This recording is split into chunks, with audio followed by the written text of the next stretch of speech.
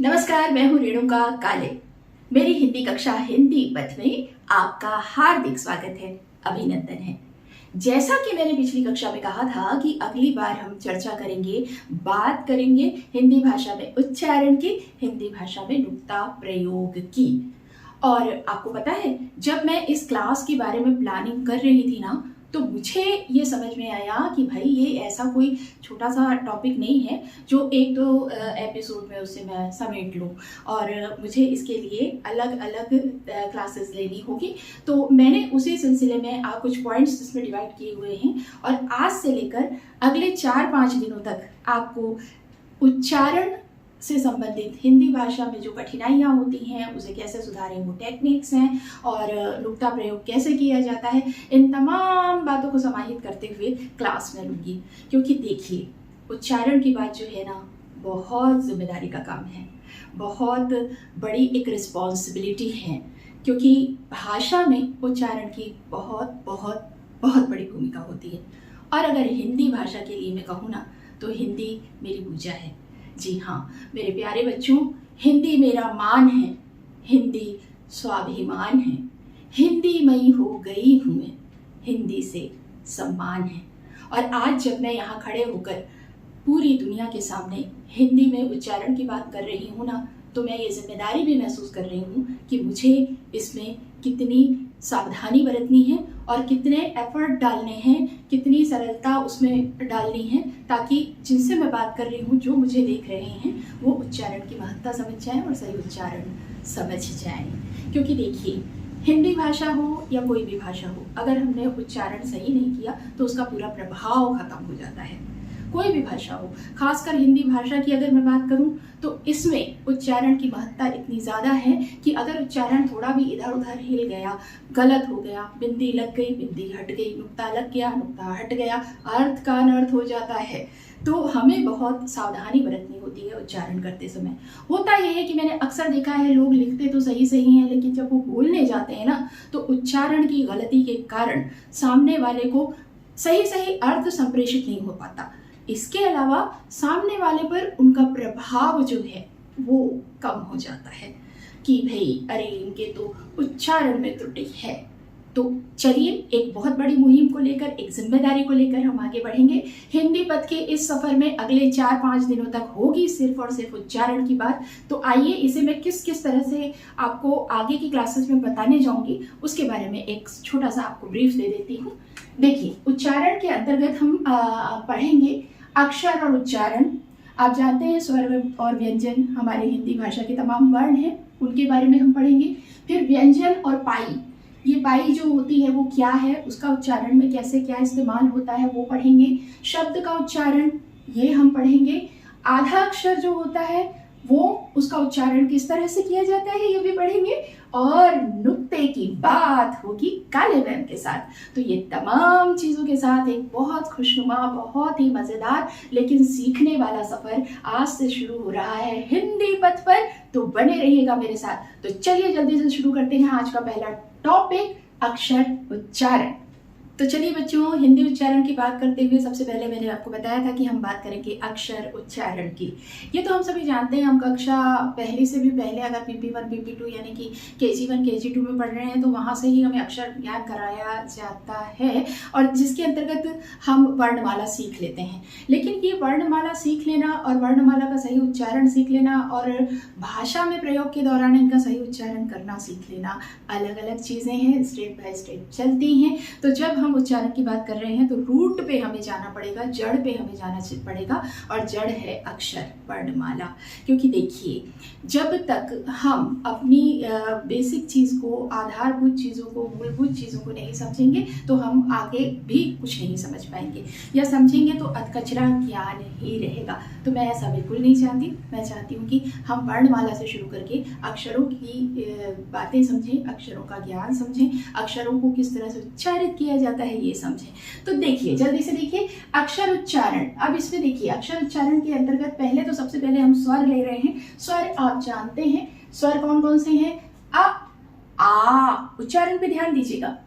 अ, आ, इ, ई, उ,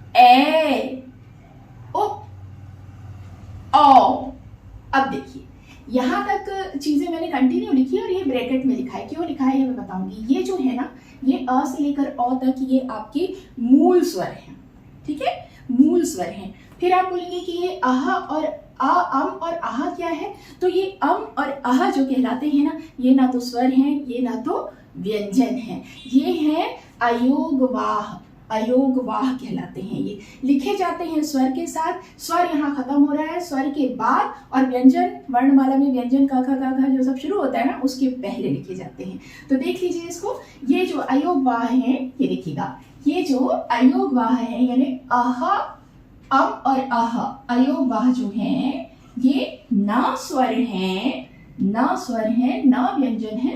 वर्णमाला में स्वर के बाद, ये है ना यहाँ तक स्वर आ गया, उसके बाद लिखे जाते हैं और व्यंजन के पहले लिखे जाते हैं। तो ठीक है, तो अब आप लोगों के लिए ये बात समझने में बिल्कुल आसान हो गई होगी। वर्ण यानी अक्षर हम जानते हैं, इसे दो भागों में बांटा है, पहला है स्वर, दूसरा है व्यंजन।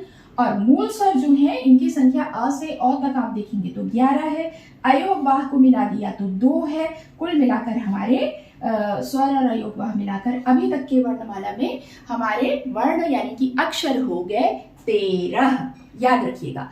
अब चलिए बात कर लेते हैं व्यंजन की। तो मेरे प्यारे बच्चों, जैसा कि मैंने आपको बताया कि स्वर में 11 मूल स्वर हैं और 2 अयोगवाह हैं, ये दोनों मिलाकर हो गए 13। अब हम करने जा रहे हैं व्यंजन की बात। तो बच्चों, व्यंजन आप जानते हैं, व्यंजन हमारे कौन कौन से, उच्चारण पे ध्यान दीजिएगा मैं कैसा उच्चारण कर रही हूँ। क, ख, ग, घ, अंग, च, छ, ज, झ, इया, ट, ठ, ड, ढ, ण, त, थ, द, ध, न, प, फ, ब, भ, म, य, र, ल, व, श, श, स, ह, क्ष, त्र, ज्ञ, श्र। ये सभी आपने देखा कि ये व्यंजन है। इसके अतिरिक्त इधर लिखा है ड़ और ढ। अब ये सब है, इसको भी हम कैटेगराइज करेंगे। तो देखिए, ये जो है क से लेकर ह तक, ये जो क से लेकर ह तक जो है ना, ये है मूल व्यंजन। क्या है ये? मूल व्यंजन। अब इनकी संख्या देख लेते हैं। संख्या कितनी है भाई? मूल व्यंजन आप लोग कितने हो संख्या में बताओ? हम हिसाब लगा रहे हैं, खाने पे बुला रहे हैं आपको, तो हमें आपके स्वागत के लिए हिसाब रखना पड़ेगा। देख लेते हैं 1 2 3 4 5 हिंदी में 6 7 8 9 10 11 12 13 14 15 16 17 18 19 20 21 22 23 24 25 26 27 28 29 30 31 32 33। तो ठीक है, मूल व्यंजन हमारे हो गए 33। कोई बात नहीं, हमको पहले देखो स्वर के बारे में पता हो गया है 11 और 2, स्वर, मूल स्वर और अयोगवाह। मूल व्यंजन के बारे में पता हो गया, ये है 33। अब ये क्या है भाई? ये भी तो व्यंजन में है। तो ये है अपने क्ष, त्र, ज्ञ और श्र। ये संयुक्त व्यंजन है। ठीक है, ये संयुक्त व्यंजन है क्योंकि ये जो है, ये व्यंजन जो है ये स्वर के मेल से बने हैं, लेकिन ये स्वर के अलावा व्यंजन और स्वर के मेल से बने हैं और भी इसमें 2 व्यंजन और स्वर है। तो इस तरह की चीजों की वजह से ये संयुक्त कहलाते हैं। तो ये इनकी संख्या कितनी है? 1 2 3 4। तो ये हो गए हमारे संयुक्त व्यंजन भाई। संयुक्त व्यंजन कितने हो गए? 4। हम हमेशा सुनते हैं ना कि वर्णमाला में 52 अक्षर होते हैं, वर्ण होते हैं। तो वो 52 अक्षर कैसे हैं, वर्ण कैसे हैं, ये हम जानेंगे। ये 4 हो गए। कौन से 4? यहाँ से लेके यहाँ तक ये 4 हो गए। अब अतिरिक्त वर्ण भी होते हैं, ये हम देखते हैं ना, ढ, ढ, ये भी तो होता है ना इस्तेमाल, है ना? तो ये कहलाते हैं अतिरिक्त वर्ण। तो अब हम देख लेते हैं इसकी काउंटिंग। स्वर हैं 11, सही बात है, हमने पहले पढ़ा। अयोगवाह हमने अम और आह पढ़ा था ना, वो हो गए अयोगवाह के 2। मूल व्यंजन मैंने बताया 33, ये हो गए। संयुक्त व्यंजन मैंने बताया 4 हैं, ये हो गए। और अतिरिक्त जो वर्ण हैं वो हो गए 2। तो कुल मिलाकर हमारे पास हो गए 52 वर्ण। ठीक है, हिंदी वर्णमाला में 52 वर्ण हैं। वर्णमाला के घर में 52 सदस्य रहते हैं।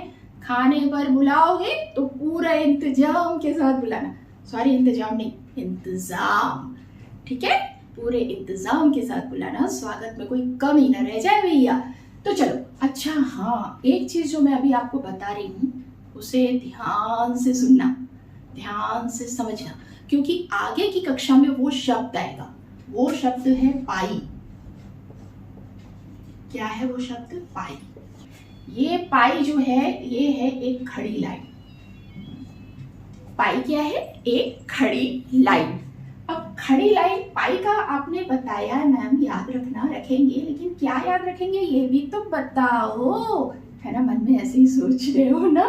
तो चलो, देर नहीं करते। क्या होता है, ये जो वर्णमाला है ना, इसमें अक्षरों की जो बनावट होती है, जो लिखते समय कर्व है, घुमाव है, वो आकार है उस अक्षर का, जो उस अक्षर का स्वरूप है, बनावट है, जिसको देख के हम पहचान लेते हैं कि भाई ये का है, ये भा है, ये ज है, ये छा है, जो भी है।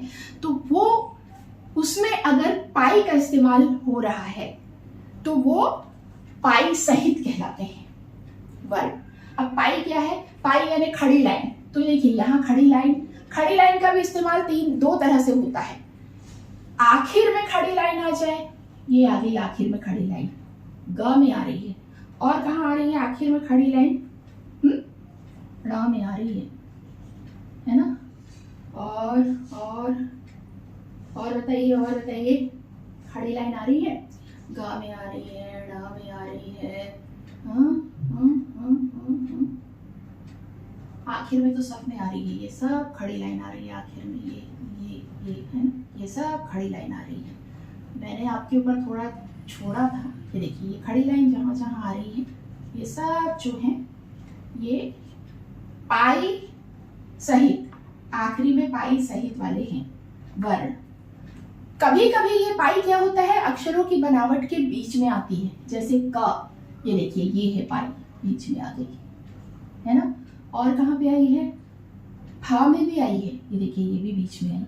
तो अब ये पाई को याद रखना, पाई का पीछा नहीं छोड़ना, क्योंकि आगे की कक्षा में जब मैं आपको बताने जाऊंगी संयुक्त अक्षरों का उच्चारण कैसा होता है, या आधे अक्षर जब इस्तेमाल होते हैं हमारी वर्तनी में तो उनका उच्चारण कैसा होता है, तब ये पाई महोदया आएंगी, बिल्कुल ठाठ से आएंगी, और तब उस समय हमें उनका स्वागत करना है। ऐसा नहीं कि ये कौन है आ गया, ये तो हमारे लिए अपरिचित है।